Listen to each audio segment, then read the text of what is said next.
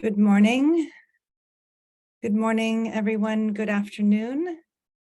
Good evening. I am very pleased to welcome you here today. All of our friends from the media, thanks for joining. My name is Celinda Dulkite. I am the head of media and communications at UNFPA, the UN Sexual and Reproductive Health Agency. I'm happy to welcome you to this global media briefing to introduce you to the 2023 edition of UNFPA's State of World Population Report, entitled 8 Billion Lives, Infinite Possibilities, The Case for Rights and Choices. This year, the report calls for a radical rethink of how population numbers are framed, urging politicians and media to abandon overblown narratives about population booms and busts. A quick reminder before we start that the report is embargoed until Wednesday, the 19th of April, 12:01 a.m. That's just after midnight, New York time, Eastern Daylight Time. So let's get right into this today. We are honored to hear from several speakers. First of all, Dr. Natalia Kanem, UNFPA's Executive Director, will present the report's main findings. A trained pediatrician and epidemiologist, Dr. Kanem is an outspoken champion of women and girls who has devoted her career to advancing human rights and sexual and reproductive health worldwide. After that, we'll hear from Michael Herman, UNFPA's Senior Advisor on Economics and Demography.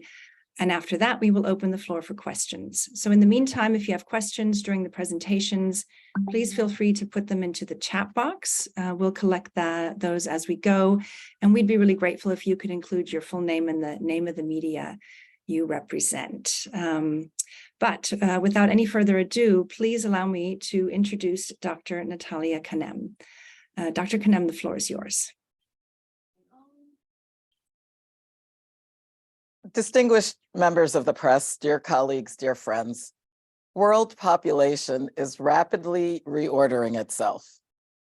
In November, the human family surpassed 8 billion people, the largest population the world has ever known. At the same time, the global average fertility rate is the lowest in living memory. We are living in a period of extreme demographic diversity. 2/3 of people live in a place with below replacement fertility. Others live in countries experiencing vigorous population growth. Some countries have a median age of around 50, others around 15. The ranking of the world's most populous countries will change significantly over the next 25 years. For example, as we speak, India's population is overtaking China's. Everyone wants to know what all of this means, and without a clear answer, there is a serious danger that human rights, and particularly reproductive rights, will be undermined. That's already happening in some places with calls for limiting family size, bans on contraception in public hospitals, women being urged to step away from their careers to become mothers. Yet women are also clapping back to insist that they are not merely baby factories.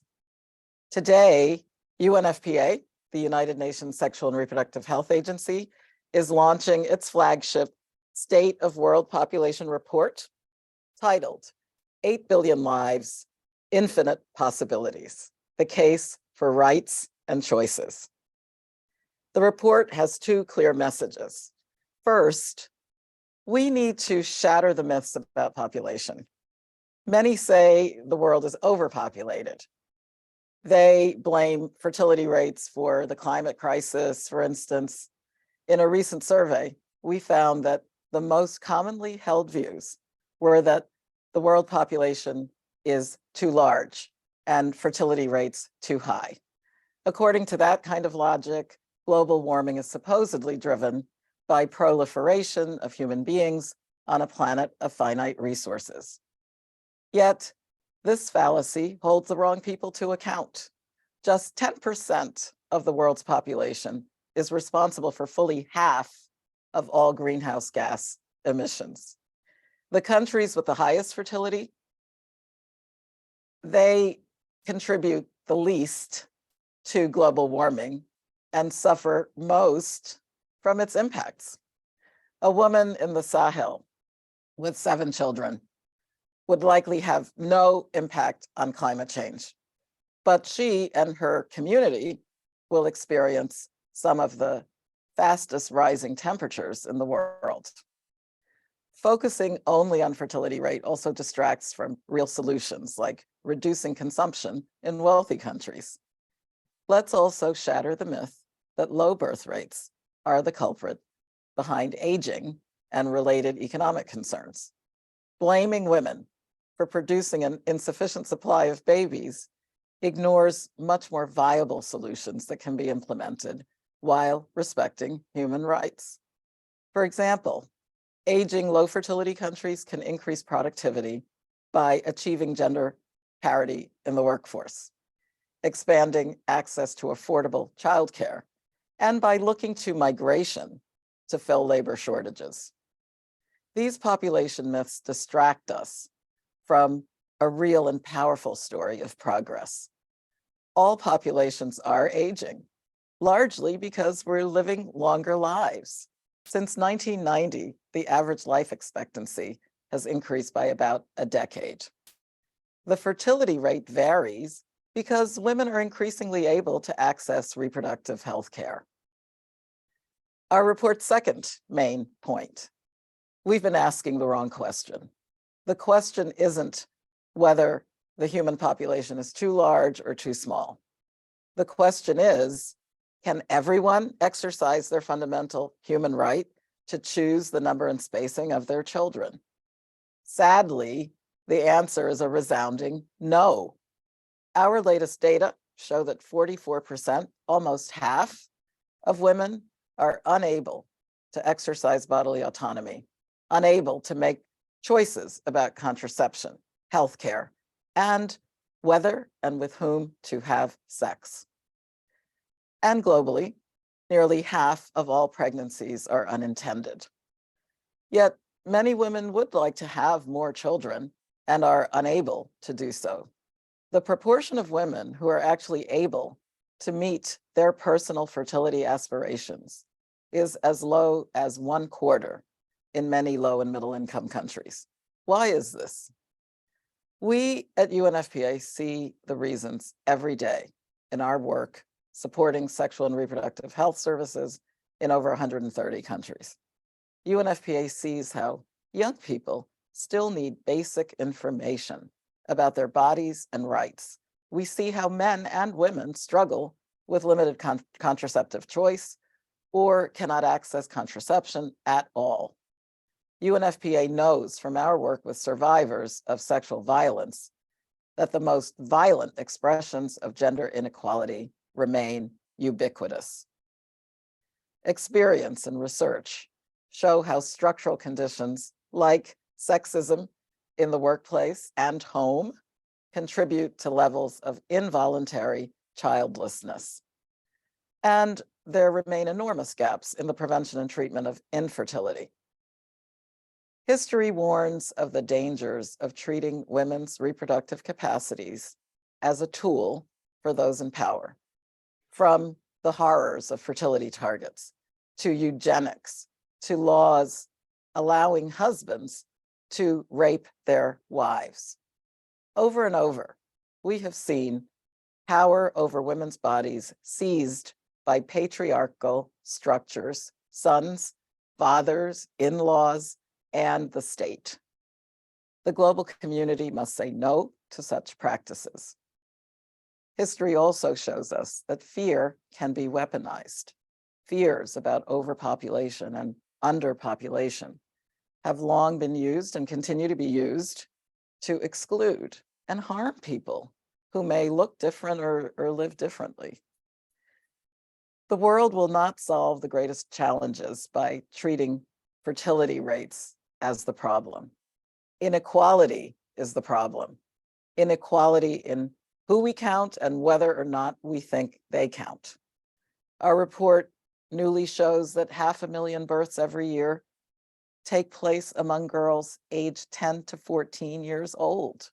Girls so young, they might not realize they can even get pregnant. girls too young to consent to sex, girls married off or abused, or both. Until very recently, the world did not even measure pregnancies among girls at this young age. For far too long, we have only interrogated the numbers, but not asked what women want. Let's finally start asking other questions of population data. Policymakers, please take note. The question is about inequality. It is about rights and choices. Who has them? Who doesn't? In the end, population is about people. Evidence abundantly shows that when people are availed of opportunities, when they're healthy, educated, able to exercise their rights, individuals and societies flourish. When the rights, dignity, and equal value of all people are truly respected and upheld, then we unlock a future of infinite possibilities.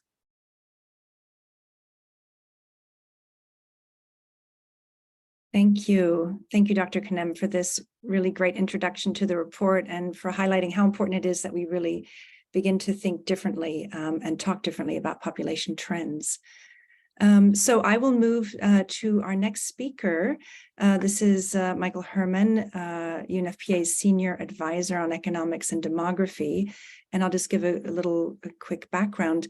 Mr. Herman is one of UNFPA's experts on the links between demographic trends and social, economic, and environmental developments. And he has worked extensively on employment, poverty, income distribution, and social protection, as well as the green economy, sustainable development, and climate change.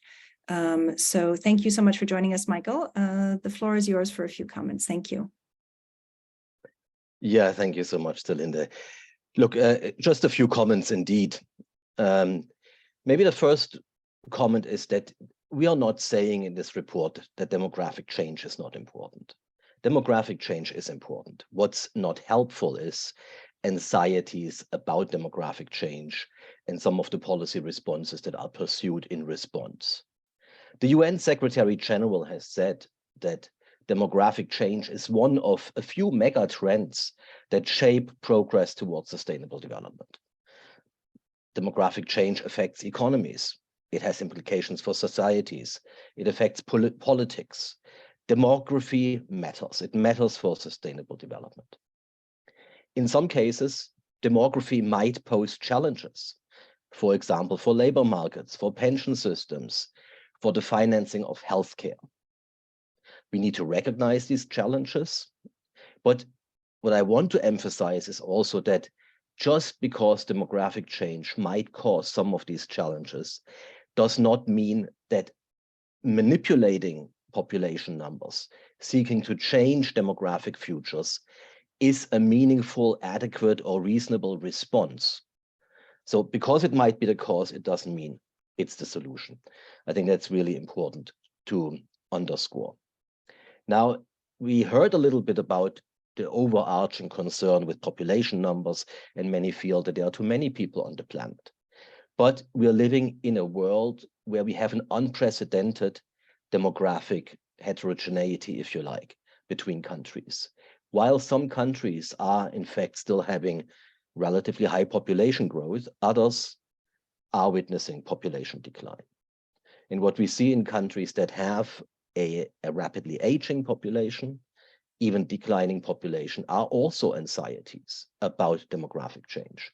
And many of these countries embark on pronatalist policies to stop or reverse a fertility decline. Now, such policies don't have to contradict human rights or freedoms, by contrast, but sometimes they do. What we sometimes see is that countries that are concerned about low and falling fertility become less ambitious about ensuring universal access to family planning. Some restrict abortion rights where they are illegal. Some eliminate sex education from school curricula. Some propagate harmful gender stereotypes that imply a real setback for the empowerment of women. Let's be clear that such measures will not help in any meaningful way to reverse fertility trends. They might cause teenage pregnancies unwanted, unplanned pregnancies, they will not be effective in reversing fertility trends. But pronatalist policies don't have to be that way. Pronatalist policies can be perfectly compatible with human rights and freedoms. Some countries provide, for example, financial incentives or support to families that have kids or that have more kids. What's important here to recognize, however, is that some countries spend a lot of resources on such financial support to families, and yet these measures rarely have a lasting impact on fertility trends. They might lead to something that we're calling tempo effects. They encourage women and men to have kids earlier in life, but they don't necessarily mean that women and men have more children in life. Now, all of this doesn't mean that we have to sit on the sidelines as demographic change unfolds and that there's nothing that we can do about it. Around the world, that's true in countries that have pretty high fertility as well as countries that have pretty low fertility on average. Many women want and men have the ideal family size of 2 children. Yet we see that almost nowhere they are able to realize this fertility preference. In many countries, they have more children than they want or desire. In others, they have fewer. Now we can see or interpret this difference between the actual and desired fertility, if you like, with some caution as a space for rights-based population policies. There's a number of things countries can do in a very meaningful way to help women and men realize desired fertility. And UNFPA, of course, stands ready to support countries in these endeavors. UNFPA, let me just say, we recognize the concerns of countries with demographic change. We also stand ready to support them analyzing demographic change and its implications and developing policy responses based on evidence and human rights, however. And I think if we step back from all of this and look at this report again, the really overarching point it makes is that not that demography is not important, but that anxieties about demographic change and policy responses that are often pursued undermine fundamental human rights and freedoms. And I want to come back to something that Dr. Natalia Kanem just said. She said, quoting the report, that, we shouldn't be worried of whether there are too many or too few kids or people on this planet. What we should be worried about is, are all these people empowered to engage in society, in the economy? Do they have empowered lives? Are their rights respected? I think that's the overarching message of the report, and that's what we have to get to. Thank you, Celinda. Back over to you.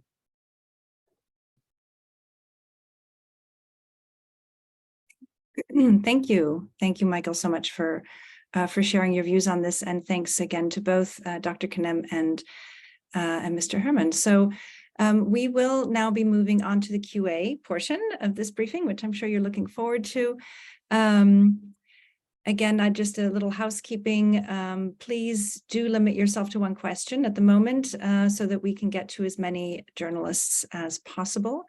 If you have questions that are not related to this report, I would also ask you to hold those, share them with us, please. We'll get back to you in a different forum. You can email us.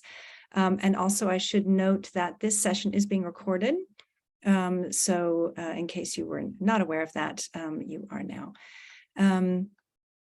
You may put your questions in the chat or also use the raise hand function, of course. And again, if you could let us know your name and the media you represent, it would be really helpful. So let me first take a moment and see if there's a question here. Okay, I do see a question in the chat here.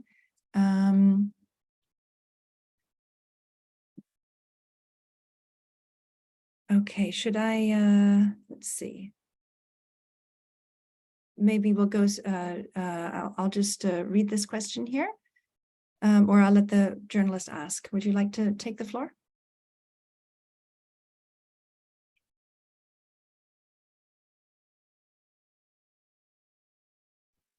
I mean, it's possible that was my question. The first one about China's numbers.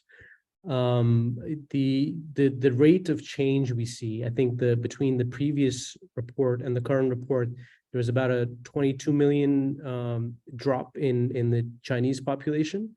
And that my colleagues were looking at it, and they think that is a much higher decline rate than the Chinese government is sort of reporting. We wanted to, if you could explain a little better how that calculation happens, in sort of the change in the Chinese population from the previous report to this one.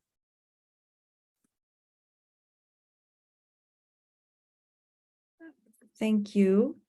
I don't know if we can get into that sort of a data response right now, but let me see if Michael Herman is able to come in on that. Yes, thank you very much for the question. Indeed, it's an important question. And I think many are observing, the same thing. Let me just say that UNFPA is supporting population projections by ensuring that countries have up-to-date surveys, population data. UNFPA is itself not producing the population projections that are the internationally comparable population projections. They are produced by the UN Population Division, and I think they would, appropriately respond to your question.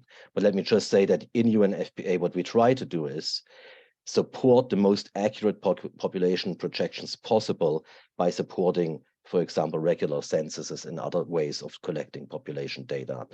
And of course, there are different methods to do population projections, and they will determine the differences that you see. Over.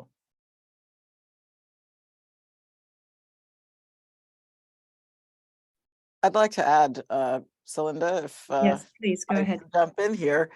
It's a great question because it also underscores that the population is dynamic in every country. So historically, of course, there was a moment when there were only 1 million people in the world. Then there was 1 billion. As I mentioned in November, we reached 8 billion, and there is quite likely going to be a peak on the order of 10 or 11 billion. The projections are important because they allow us to plan. And the race is neither to have the biggest population or the biggest decline. I think the fact is the people-centered outlook tries to figure out what is it that women want, what is it that the couple wants, and how can policy support them. So when you have a dynamic situation, well, it's interesting, but I also think that sometimes there's almost like a competition scenario in the minds of some, which lead to discussions about which country is growing more rapidly, and even the term overtaking. So I think it does lead us to discuss what can people recommend, what recommendations should policymakers and communities come up with to support the true desires of women in particular, but also to support the concept that we're moving away from just being fascinated by the absolute number to the quality of life. And I think Michael's comments also alluded to that. So thank you. Thank you. Thank you for that. I will move to another question from Federica Coco from the Financial Times, which I'm paraphrasing. Which pronatalist policies would you say are particularly damaging to human rights? Have you got any examples?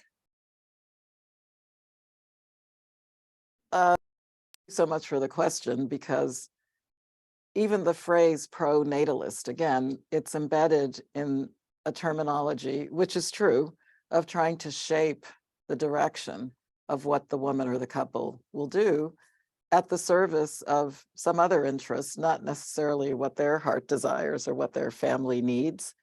And I believe that as societies have lower fertility, which is concomitant typically with aging societies, we see things like attempts to ban contraception.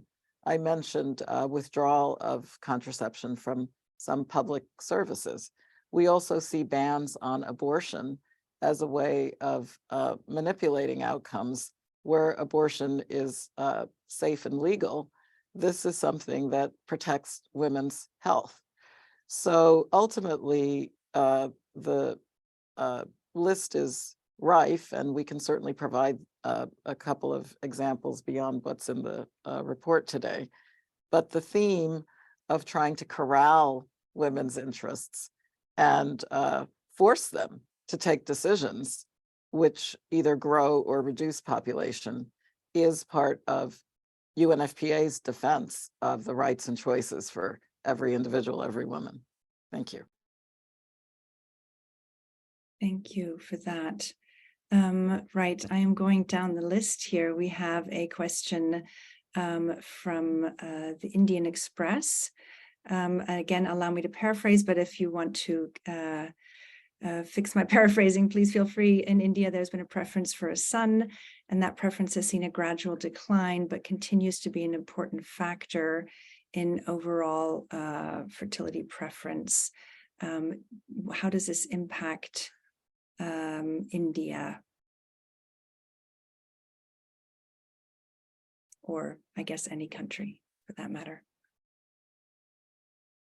Well, again, I think this is another instance of what I would term, boy preference working to the detriment of not just the desire of the woman and the parents, but also having unintended consequences, as we've seen in India and many other places where boy preference has led to missing girls. And now in adulthood, it's also meant very impossible scenarios where there are no partners for these boys as they are now reaching teenage and adulthood. So, of course, it boils down to what I tried to emphasize. Gender equality means looking at the fate of women and girls, but it also means everyone, and raising the value of girls, right? Treating them as though their human rights matter, because they do, is a huge part of the solution. In the report, for example, we discuss the onus of contraceptive burden being on the woman's shoulders and emphasize that vasectomy can be a very loving gesture for men to take up. So I absolutely underscore that gender inequality is a big part of the inequality that we face when we think about population dynamics. Thanks. Thank you so much. Great, yeah. I'm seeing the next question is from Claudia Palacios from representing 3 different media in Colombia. And she asked, I would like to know if UNFPA has an estimate of how many babies would be born every year if every woman could have the real possibility of freely taking the decision about being a mother or not. If not, how, and how many kids that they want. So if a woman could decide, do we know where they would land with that decision? Well, it's an intriguing question. At this moment, I think it's impossible to say with certainty, what an average desire would be. But we know from surveys that we do with local populations, and there is variability in terms of ideal family size, if you will.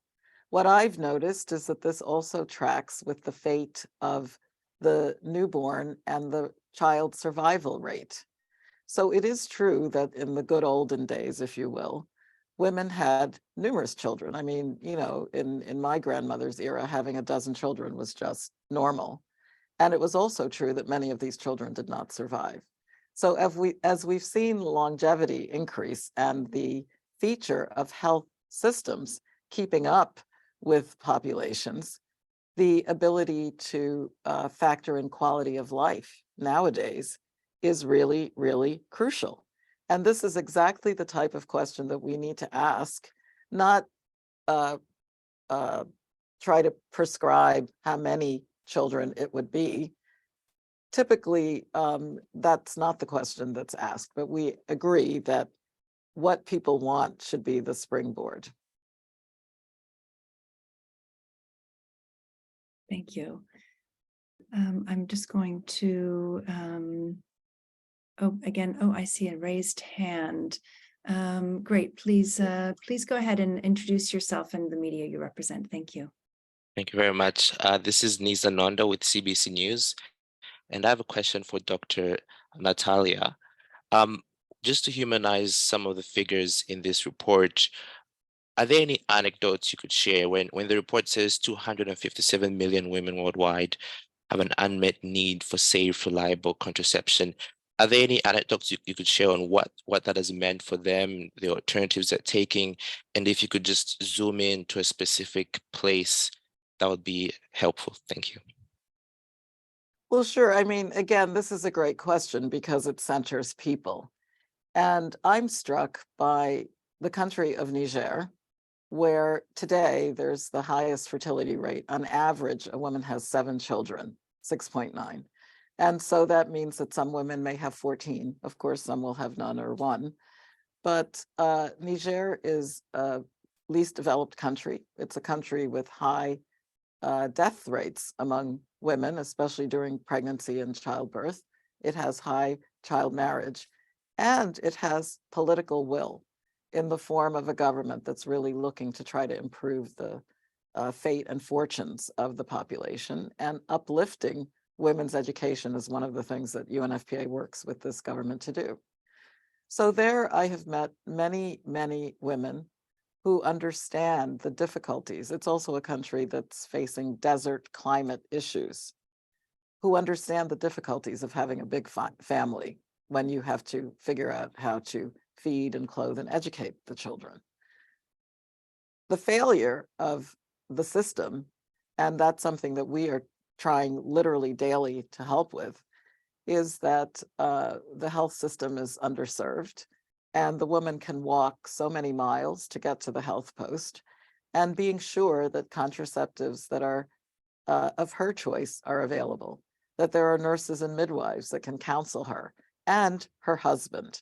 Because what we also do in Niger is to work with traditional systems.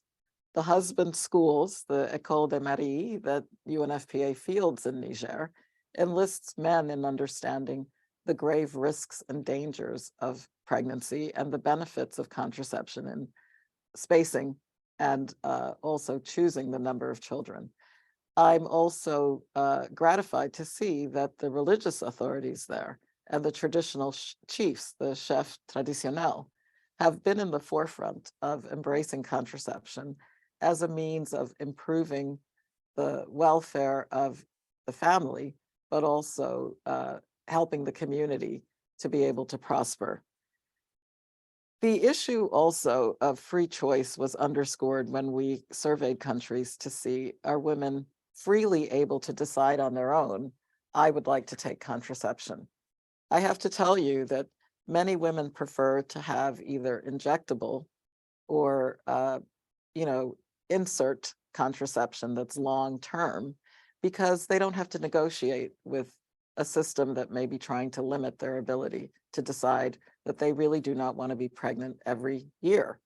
And so the question of rights and choices that I referred to and that Michael Herman referred to does come down to the right of the individual to say, look, at my age, these are my preferences, do not coerce me, but at the same time, contraception has been empowering for women in middle income and in industrialized countries, and that it can also be life-saving is what we stress. So those are a couple of examples of the benefits, but also the dilemmas that women still face in 2023 in trying to exercise their right to be able to decide on their fertility choices. Thanks. Thank you so much. I just wanted to see if perhaps Michael Herman also had an anecdote. There are always many of those. Would you like to add anything? No, not really. I mean, I think, our executive director has just provided a really good and comprehensive response to this. What we might want to ask also, looking at the diversity of countries, of course, is what an unmet need for family planning means in countries where women have fewer children that they want to have. Yeah. So, and that in these countries, it doesn't mean that we should take away from the available family planning methods. That would be a human rights violation that restricts the bodily autonomy of people, that restricts their ability to decide whether to have children or not to have children. But we might want to add to family planning services some other elements in countries where women can't have the number of kids they want. But maybe a quick comment also on the question by our colleague from India. I think the girl not born or boy preference is probably one of the starkest expressions of gender inequality that we can imagine in the world. Not deciding it's deciding against the birth of a girl. And that, you will see this kind of gender inequality in all aspects of life. And it's terrible, of course, from a demographic perspective, and there's going to be more boys than girls with all kinds of implications. But I think it's a huge societal challenge as well. And maybe a quick response to the question on, how many people would we be if everybody could realize their desired fertility. As Dr. Kanem was saying, in some countries, people want slightly more kids than in others, but maybe the world population would be a bit more stable. But I also want to emphasize that stability is not a goal in itself. I think population number shouldn't worry us. Stability shouldn't worry us. Change shouldn't worry us. What we should be concerned about as countries is how we respond to demographic changes. Over. Thank you so much. Thank you so much, Michael. I see now a question from Uzmi Attar from Press Trust of India. What is the impact of climate change that can be seen on populations in countries like India, which are highly vulnerable to climate change and also have a large population? Again, I really appreciate this question because we've put a lot of thought and expertise into looking at that dynamic of climate change and how population variability relates to it. In a country like India, big population, but also huge terrain, and also a coastal country with island communities as well, the threat of climate change and what it means in terms of hunger and poverty is something that women prioritize because, as in Africa and Latin America and everywhere else, women also tend to be guardians of the land. They are tillers of the soil, and they're the people who have to figure out how to put food on the table very often. So the understanding that the major driver of climate change has been greenhouse gas emissions, in a way shows you the unfairness of the situation, because not only are you victimized by the issues of greenhouse gases and the rising temperatures, but there is this quickness to blame population growth and women in particular and their fertility as being drivers when that's actually not the case. What our report is effective in doing is showing that the climate crisis is going to require climate solutions, not population solutions, and that these solutions are being effectively spelled out. The United Nations Secretary General is in the forefront of synthesizing what the panel on climate change is recommending. So we should stick to what's going to work and not try to swap out a fertility argument for something that's really speaking to the need to control carbon emissions. Thanks. Thank you. All right, I am just checking the chat box here. Right, so we have, I'm just gonna, I have another question here that I'd like to share. Okay, wait, sorry. Here we go. We have Claudia from Colombia. Again, what data do you have to measure men's desire? That's men's desire in terms of reproduction. To what extent do they really want to be involved in these decisions? How do you see and what do you recommend in terms of public policies with regard to this? Gracias, Claudia. Again, a really good example of the new type of questions that we are beginning to ask and need to get solid data on. So we are happy to share the limited data that we have in terms of survey data on the specific desires of men. A lot of it, like I mentioned, is around vasectomy and issues like that. But part of the knowledge, attitude, and practices of men is actually whether or not we're asking who controls the decision. As we look at our Sustainable Development Goals, and in particular 5.6.1, which is on gender equality and reproductive health and rights, we see that it's often not the woman who is making these choices, and it's the influence of the man.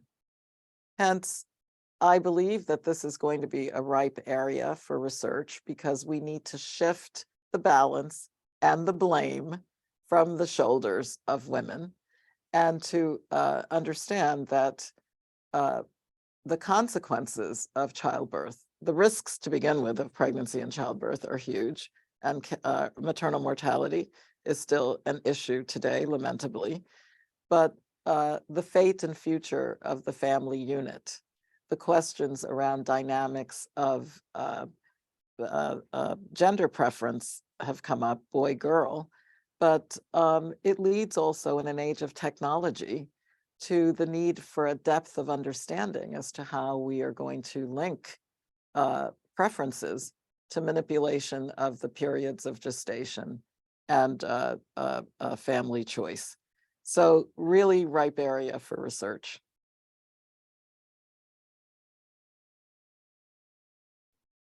Thank you so much for that. All right, I have a question here from Vanessa Ofyong, sorry, my eyes, I get the name right, from CNN as Equals, I believe. Do you have data on terrorism, on how terrorism and displacements are affecting populations in Africa, and of course, women and girls, data, or I suppose also insights on the general impact on women and girls. Thank you. Yes, well, thank you. Actually, another new feature of this report is trying to look at what we have labeled migration, but the reasons for migration include obviously conflict, and the people on the move are often fleeing untenable situations. We acknowledge that in the sense of the movements of people, immigration policies have been highly politicized. And here it makes it very difficult to assure that everyone, including migrants and refugees, are going to find safe haven. We have actually studied the reasons that people flee. And in a survey that we did among young people who were escaping from situations in the Horn of Africa, North Africa, and also going to Nairobi, trying to cross the Mediterranean as well. And we saw that peace and conflict situations were major drivers for why these young people had left their villages, and also the skewed expectations of what they were going to find on the journey. It's very, very important to link the big picture, as this question does, that if it were possible for young people to prosper in their home country, that is their aim, and that is in fact their desire. But a lot of the movement of people is caused by conflict, yes, and also climate. Sorry, could everyone please be sure they're on mute? Thank you. Sorry, Natalia, please. That was the point that I wanted to make, so thank you. Okay, great. Thank you. All right, I am. Okay, so I am just going through the list here. Sorry, there's a few different questions coming in. So we have here a question from Alka Dubkar from TOI Plus India. The list of Hindu religious leaders asking Hindu women to reproduce more is getting bigger. How does fascism and ultra-right propaganda affect decision-making or citizens when it comes to reproduction? Look, very simply put, population policy must be related to what it is that women want. That's the whole point about people-centered development. And any policy, and certainly any fertility policy that is used to try to shape or coerce or achieve population targets, et cetera, even if they appear benign, need to be rights affirming.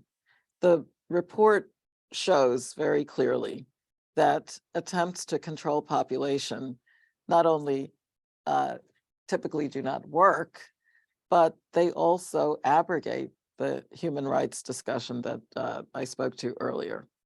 My main point is that fertility rates are neither a problem nor a solution, and we need to look at direct causes in terms of what affects the economy, what affects conflict, as we just had that question, and to think very carefully about how countries can tailor policies to support women, not to direct their choices, but to make the atmosphere at work and at home friendly to their intentions. We've cooperated, for example, in some regions with private sector actors who would like to provide childcare or contraceptive services or whatever it is at the workplace at the request of women. So we always need to go back to what is it that the woman wants. So thank you very much for pointing us in this question.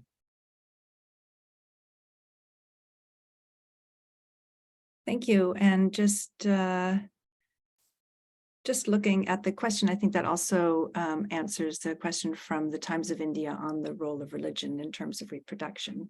So I think that answer pretty much covered both of those.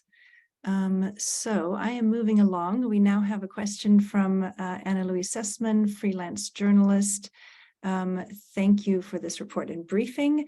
Do you have any thoughts on what some people see as declining fecundity, as in reduced capacity to reproduce, falling sperm counts, rising infertility? What level of awareness is there about this issue amongst policymakers?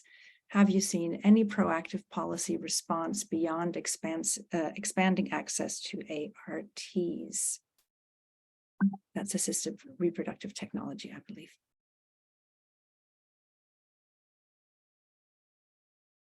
Thank you, Natalia. Yeah, well, I'd also like Michael to address this question, but there has been interest in tracking fertility, especially as I mentioned, this is the first time in human history where not every country is getting bigger. That was the trajectory, since the beginning of time. And now we find ourselves at a moment where population rate of growth is declining, and also absolute numbers are declining. The examination of infertility, of course, addresses both male factors like sperm counts and also female factors. The influence of infections, sexually transmitted infections on fertility has been well known over time. There are also cost-related and, again, some of this human reproduction, the services that address human reproduction are not equally available to all. So infertility, which can be a calamity for a woman who very much desires to have children, and that's the social expectation as well,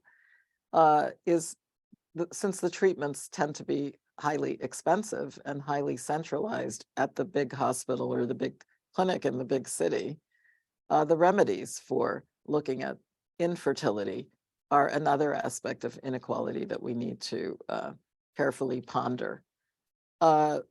Ultimately, I think the question of prioritizing what women would like looks to the question of deferred fertility as well among younger women who are busy with careers and know that the fertility clock, if you will, is ticking. So I think while the answers are not simplistic, there is hope in technology for preserving fertility for couples who, for whatever reason, today are not able to exercise that aspect of their rights and desires. Michael, I don't know if you would like to add anything on this question as well.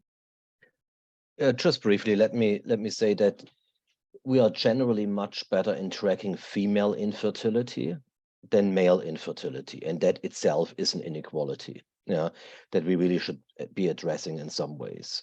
But I think your question is important because indeed, we have looked at many factors that determine relatively few kids being born per woman. They include lack of gender equality, lack of work-life balance, very costly childcare and housing, but there's other factors such as infertility, which is not only due to environmental factors, it's also, as Natalia was saying, Dr. Kanem, due to postponement to some extent, okay? So there is a lot of things we could do in that space, including taking this issue up in sex education, for example. Yeah, but it's an important issue, and I think we should be getting better also in tracking male infertility overall. Yes, and Celine, if I may just add that Please. it is true that in recent experience over the past 20 years or so, countries, primarily Europe, Middle East, Asia, have tried to roll out programs to engineer family size. Where population is declining, they're trying to increase birth rates, but they continue to see birth rates that are below the replacement rate of 2 children per woman. And at this point, Europe is actually the only region that is projected to experience an overall population decline between now and 2050. So the anxieties about Europe and the aging population there and parts of Asia as well, at the moment, South Korea being the country with the lowest fertility rate, and that's about 0.8, and with replacement being 2.1. So we are trying to temper these anxieties by saying when you examine the related issues like a shrinking workforce, like pension plans and dependent retirees, the question really should be, and again, asking the right question, what can governments do to support women at home, in the workplace? Policies on things like parental leave, childcare, the issues of gender parity in the workplace. This has proven much more effective than just focusing in isolation on trying to raise fertility rate. I would also like to point out, as I did earlier, that immigration should also be part of the discussion in a way that leads to answers everywhere, including in the USA, for example. Part of the bolstering of fertility in that country is due to immigrants who boost the GDP, who raise the living standards, and who fill labor gaps. But when we have alarmism over migration, when we have a politicized discussion focusing just on the differential fertility of certain migrant populations, and that can be misused, it incites fear, and that is wrong. Thank you so much, Natalia, and thank you everyone for all of these really interesting and pertinent questions. I'm afraid we are coming up to the end. We're just about a minute before closing. Natalia, would you like to say any closing remarks before we go? Perhaps? And any questions that we didn't get to, we will respond to you by email. We're just short on time today, but we will definitely get back to you, promise. Well, I just want to end with a word of thanks. Thank you all for joining today's briefing. I know many of you came because you have an interest in population issues, and it is an incredibly relevant topic, and I hope that you leave today with a better understanding of how demographically diverse the world is right now and what UNFPA is trying to do to support governments in that realm. It's important also, I think, that we challenge the way we think and change the way we talk about population. The myths about population and fertility are impeding progress, and inequality is the basic issue. It's the inability of a woman or a girl to be able to exercise bodily autonomy. Human reproduction should be a choice. Reproductive rights are central to population issues. And it can be a world of infinite possibilities. We chose infinity as the theme because there's magnificent creativity that's awaiting if societies would just lift people up and ensure that they can exercise their rights and pursue opportunities and chart their own futures.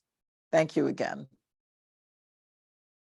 Thank you so much for that, Dr. Kinem, for these inspiring final words, and a huge thank you to everyone who took the time to join us today for a really fascinating conversation. Again, if you have a question that's in the chat that wasn't answered, our team will reply. If you weren't able to ask a question, just reach out to Eddie Wright, who sent you the email originally inviting you here, or contact us some other way, and we will definitely get to your questions. So thanks again. And a final reminder, as you're hopefully writing your reports, the embargo on this lifts on the 19th of April, 12:01 a.m. New York time. Thank you so much, everyone. Have a great day.